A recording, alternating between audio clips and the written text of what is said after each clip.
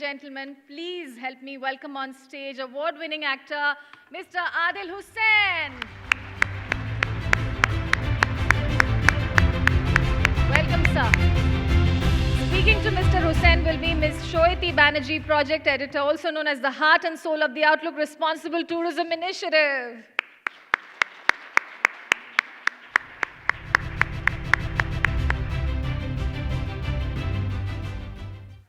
What a day. I'm sorry, I'm just still wrapping my head around what has gone on all day, and this just seems like a natural, beautiful extension of all the conversations that we've had throughout the day today. Most of us in this room are travel walas. I don't know what other word could encompass all of us.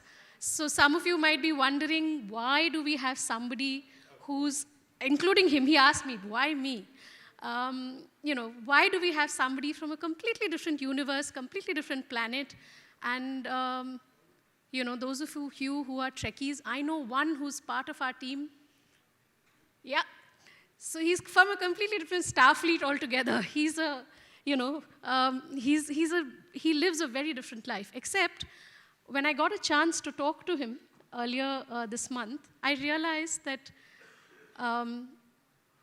his experiences are so rich and so widespread that there's a whole lot that we can learn just from a conversation like this.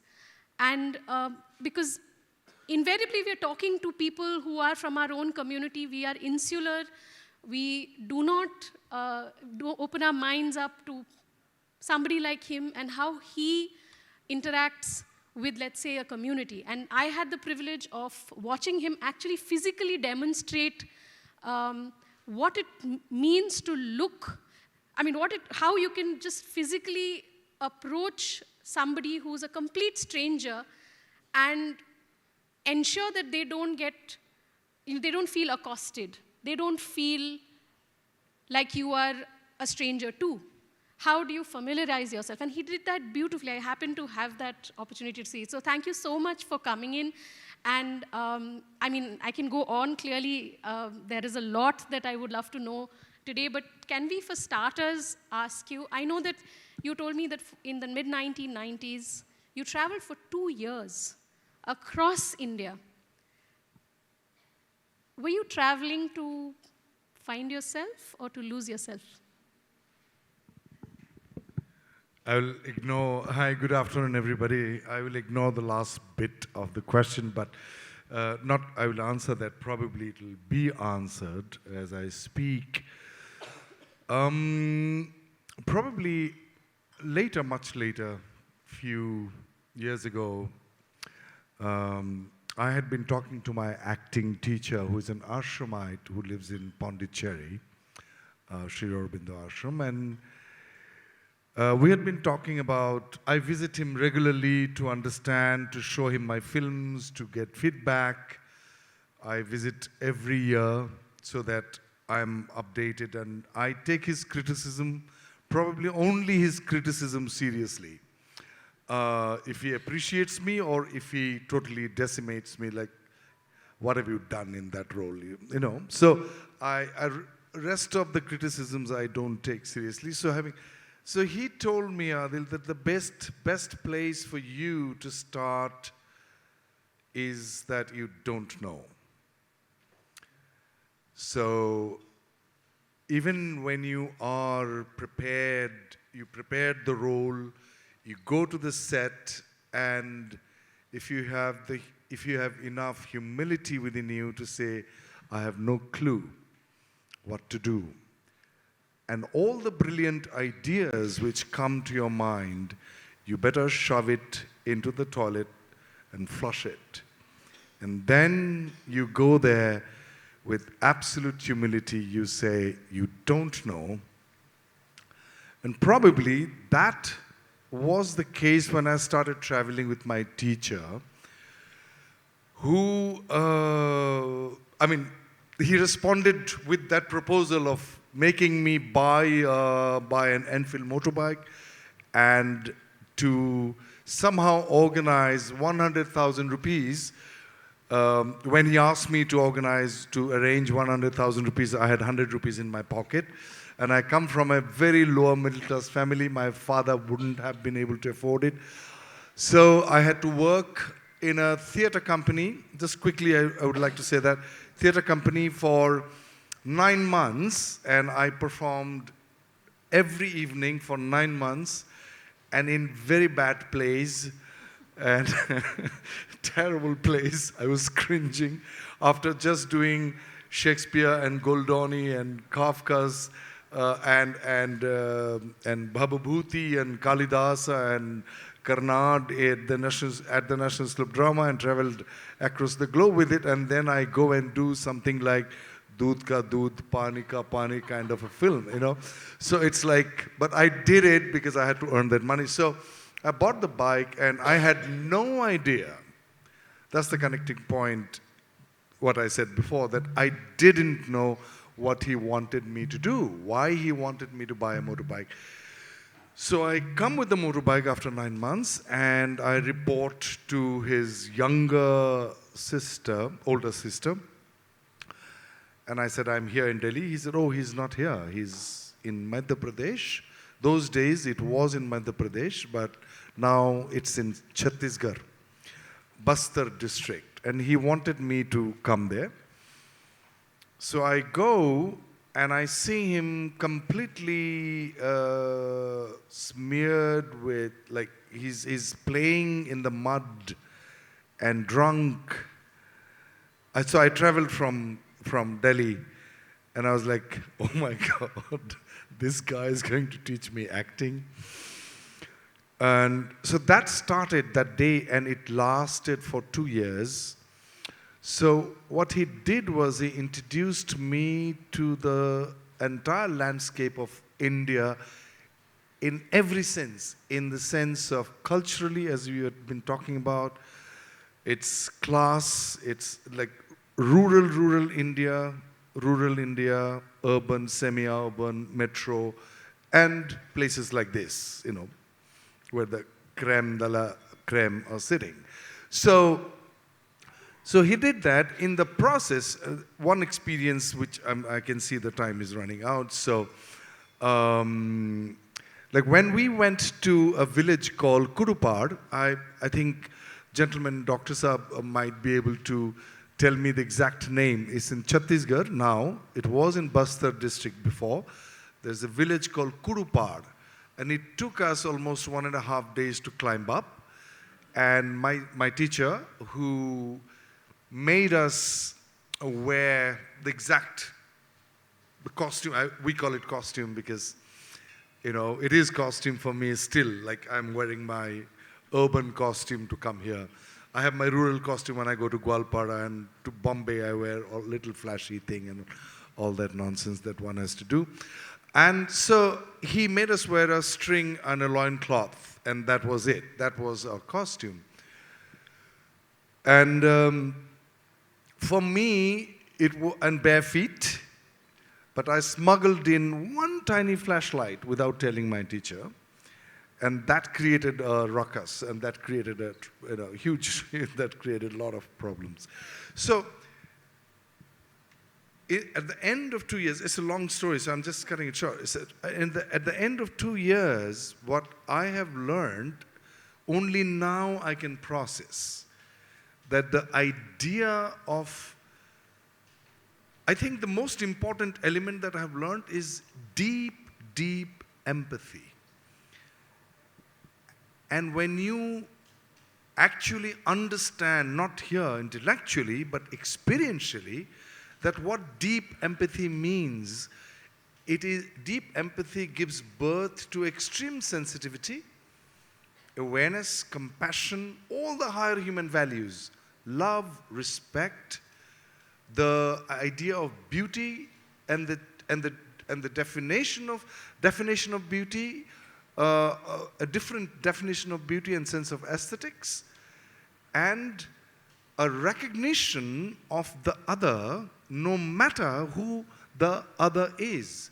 It could be a human being from different class, or it could be the tree, or the soil, or a flower, or or the animals that you, or the food that you eat, how much do you eat? When you are that sensitive, you become a responsible person. The word I look at it as the ability to respond is responsibility. So you become able to respond and not react. Because reaction probably would lead us to become reactionaries, So able to respond, and response comes from a space of curiosity and intense seeking to know who I am as a person and my relationship to my fellow human being, my society, the idea of society, idea of nation and the universe at large. So that's what happened. That started in 1995 with my teacher, and still I'm a student of that. Compassion. I think I'm just trying to find ways to, as each and every character that I do, how deep can I go and to embody? And embodiment is a consequence of the intensity and degree of compassion that you have for the other. How absolutely beautiful. That was a wonderful thought. If only all of us, carried that compassion and empathy to wherever we went. But if I take you away from, that image of the loincloth in a very remote village, when you were fairly young, still sort of finding your, discovering things. And then you traveled all the way to a completely different continent. You lived and worked in Europe for several years and traveled there. What was your sense of home then? And you were then also somebody who was representing, as an actor who also acts in international films, you are always representing India. And it's hard enough that we come from a country where it's every 200 kilometers the landscape changes. How do you then, does distance help you redefine what home or India looks like? And at the same time, how do you communicate that to the wider world? Right. I have no idea what to say. The one thing which crossed my mind as you were saying, I was given an award in 2015 by the Assamese news channel as the best Assamese of the year. I was like, okay, great. And then I said, do I have to speak? Do I give a speech? They said, yes, of course. Would you censor that, or I am free to speak what you want me to speak? They said, no, you can speak. Okay, so I was just sitting at home and trying to write down, what does this Assamese thing mean for me? So, and as I wrote down and I understood that, okay, I better do an extempo there, whatever comes, I wouldn't know, that's the place to start. I follow my teacher's instruction. So I go there and I start saying that, okay, when I come out of my home, I am my dad's son, or my mom's male chauvinist society, so dad's son, And then I come out of my neighborhood, I am the guy from that neighborhood, and to the next neighborhood. I go out of my town, I am a Goalpara. I go out of Assam, I become an Assamese. I go out of India, I'm an Indian. I'm also an actor, I'm also a teacher, I'm a husband, I'm a father, I'm a citizen of India, all kinds of identities that we are sort of, we label ourselves and we are also imposed upon.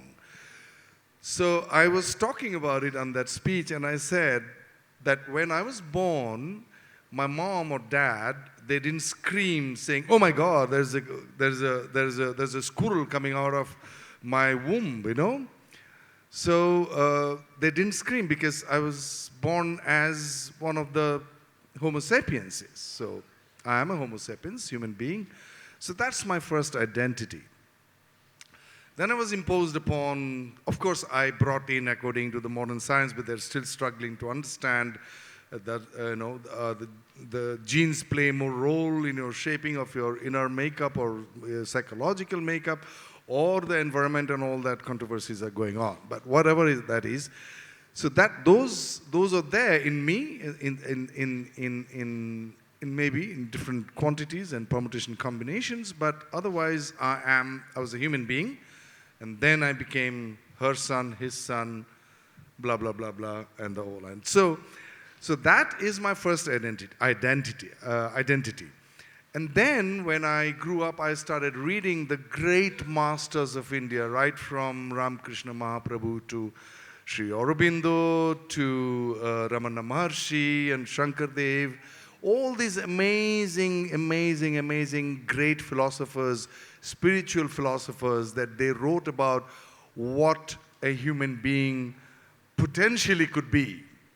And the greatest of human qualities, which I just spoke of, compassion, love, empathy, respect, deep understanding of who you are. These had been practiced in India for thousands of years, and it is easily available. So I said that if to retain my Assamese identity, if I have to compromise with any of the higher human qualities, then I would refuse to be an Assamese.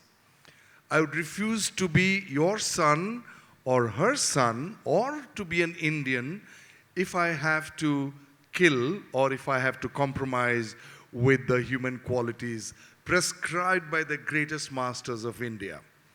So, coming back to the question, what did you ask me? Good question. No, I also wanted to know that. Yes, therefore, so going Indian. So for me, when I am outside of India, or I'm outside of my, it's almost like another country in Delhi when I come from Assam. I was like, oh my God, what kind of a place is this? People are so rough, they are so rude, because Assamese people are extremely gentle and soft. And here you come to Delhi, I'm not going to say all those words, but and I'm like, where am I? What am I doing here? Totally different country for me. But then you get used to it and you start behaving like one of them. And then you go back to Assam and I'm looked at as a foreigner. Like, Adil, what's wrong with you? I'm like, oh, hang on a second. So for me, I think home is very much within you, that I, as an act, also because I practice the craft of acting, I also have to find a way to embody the character of where I am. Like, for example, they say, oh, you act in Hollywood movies, you also do Star Trek, and it's a multi-billion, $1 million thing. You also act in a Kasi movie where the budget is 5 lakhs of the entire film, forget about me. So how do you navigate, I'm like, I play the role of an actor who is acting in an independent 5 lakh budget movie, and when I go to Toronto shoot for Star Trek, I act like an actor who is acting in the most expensive series on the planet.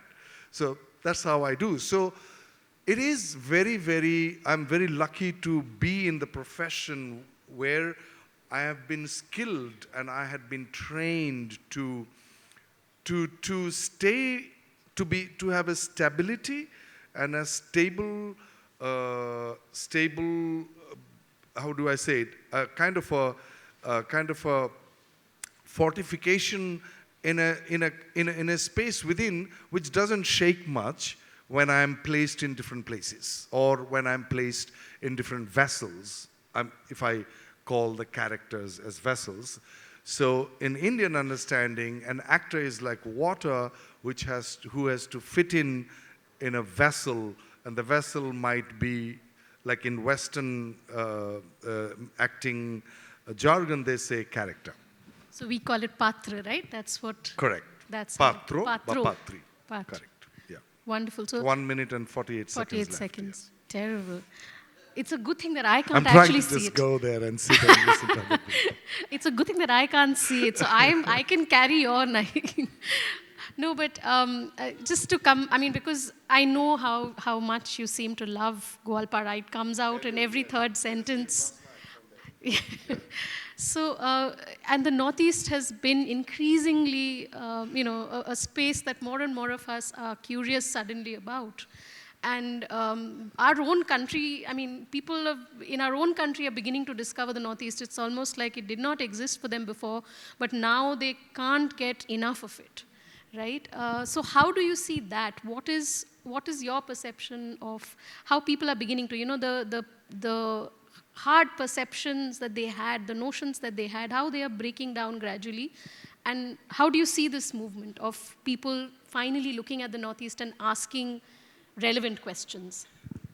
It seems like I'm very worried also about it, and also hopeful that responsible tourism, if we understand the word responsibility, and what Mr. Bose said, that orientation before they start traveling to a place, I think is very important, and that should start in our education.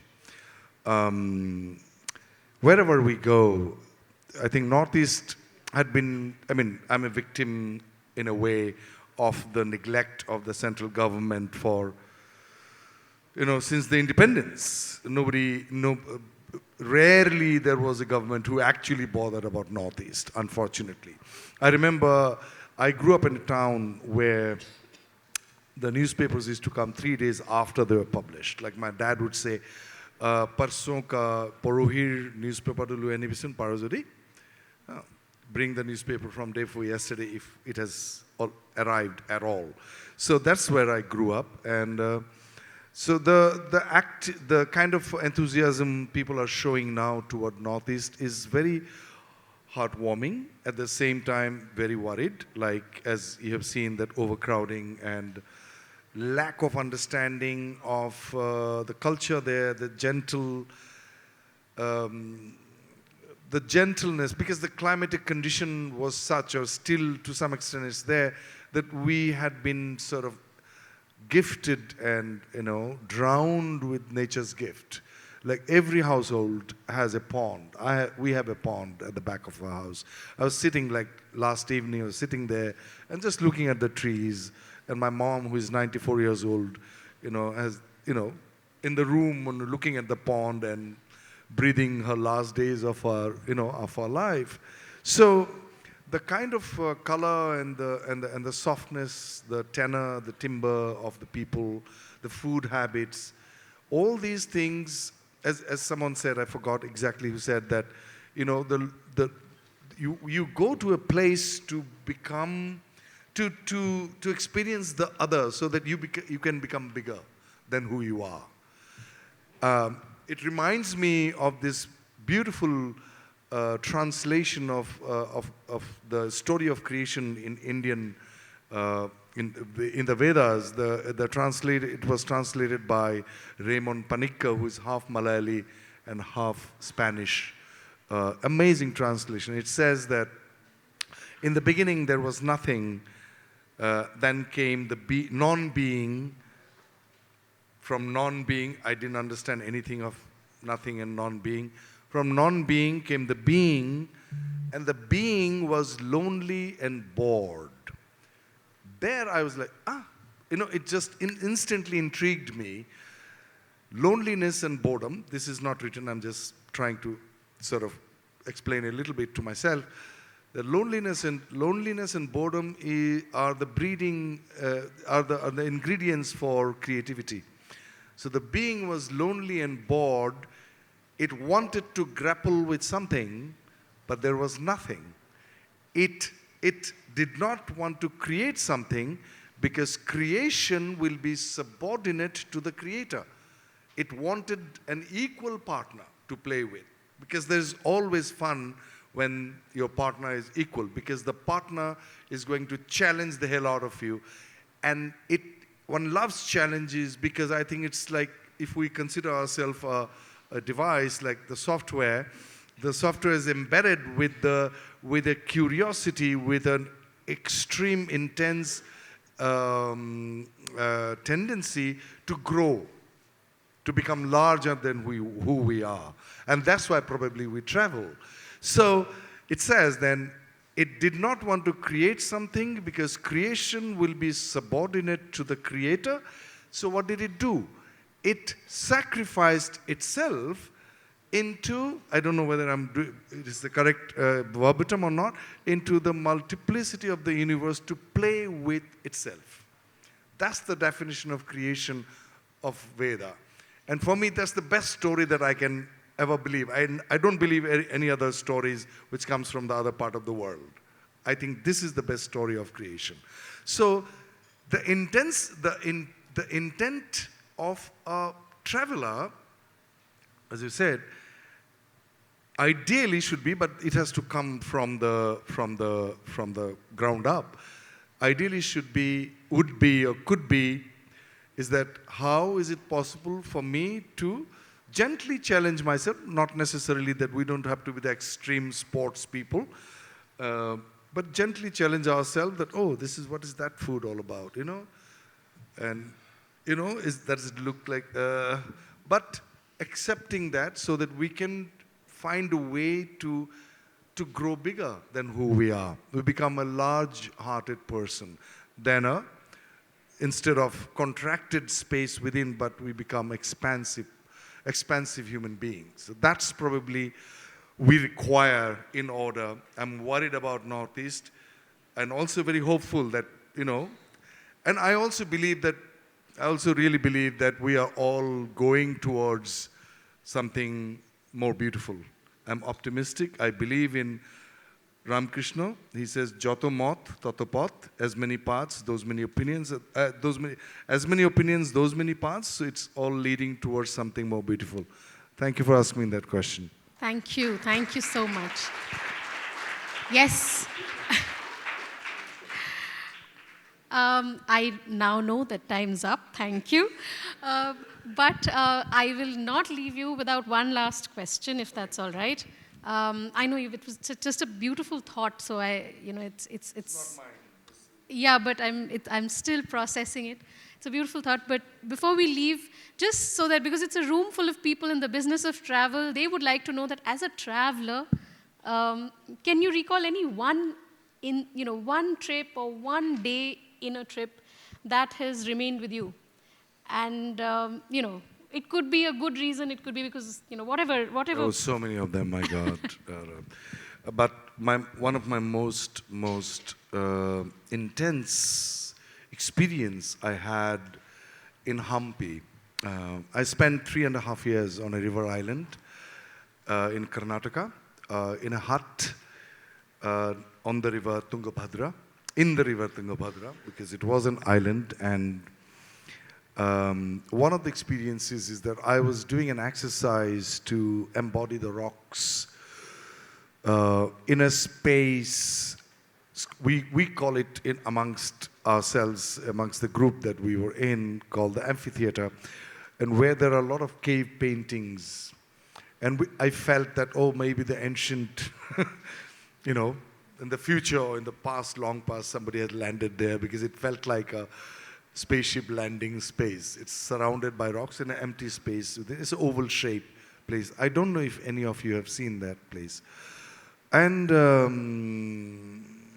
so I was doing that. I was actually, there is a specific process which I have been inspired by the Hawaiian shamans called grokking, which means embodying the other through a specific breathing process. And I was doing it for 4.5 hours without a break, and it felt that I have reached a space within myself that it doesn't matter what you do to me or what I do, or if somebody does anything for me or nothing for me. It was probably the deepest empathetic space that I have ever been within myself. And all the rocks felt like they're all breasts of my greatest grandmother. Like they're all ready to feed me, Because I remember being breastfed by my mom till I was 6 years old. So I clearly remember. Yeah, I was pretty old. My dad had to, take me away, leave my wife's breast. so, so it just felt, that image came to me, that all the rocks were, that they're ready to feed, ready to look after me. It's such a warm, affection, and I don't know, I cannot explain. I have to enact it probably one day in a play. And that's the, if I was Shakespeare, probably I could have put it in words, but I can't. That's the most intense experience I ever had, yeah. I think that's the beauty of an experience which moves you so much that it's very hard to, like you said, we can't all be Shakespeare. But what you told us, there are images in my head, and I'm sure it's in everybody. And some of you who were with us in Hampi a couple of years ago when we held the same, the IRTA in Hampi, all of us were staggered by the landscape, just absolutely staggered. So thank you so much. I think what I'm taking away from our conversation, short though it was and time though it is up, is that empathy and being human is all we need as travelers, as people who are even inviting travelers into our homes. And there is a lot of hope that no matter what path we take, and that there may be many paths that all of us will take, we will and we can grow together and grow responsibly. I know I had to say that because, pluralism and diversity is so important to celebrate, especially today for us, that I think, I will carry some of this conversation with me for a long, long time. So thank you so much. Thank you, everybody, for listening. Thank you.